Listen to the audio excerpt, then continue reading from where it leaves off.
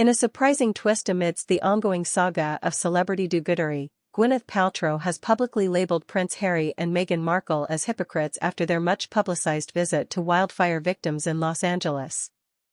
This accusation comes at a time when the couple, who have been vocal about their commitment to various humanitarian causes, were seen distributing food and supplies to those affected by the recent Eaton fires.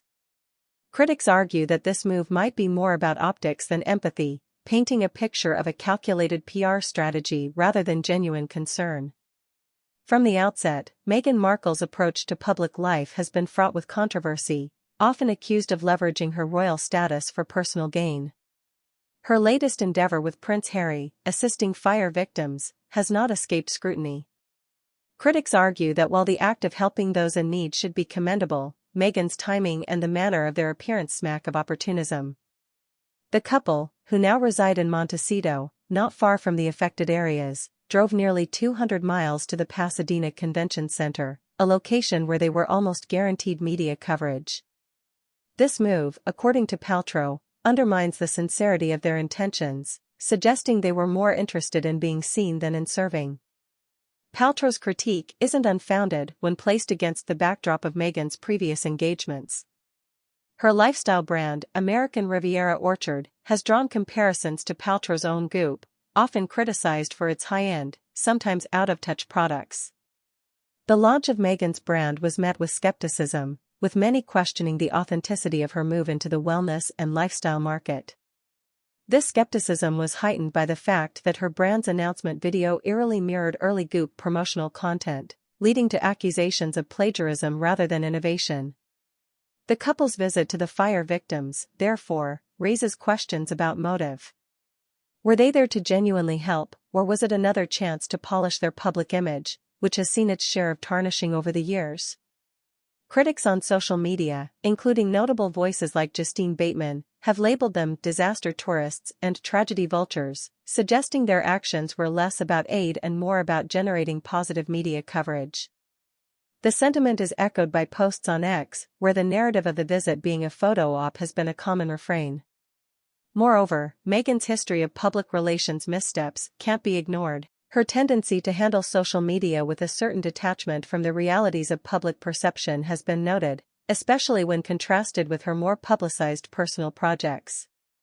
The Netflix series With Love, Meghan, for instance, has been criticized for its vague themes and perceived lack of depth, much like her Instagram relaunch, which some have deemed chuggy or overly earnest to the point of being insincere. The couple's approach to philanthropy also invites scrutiny.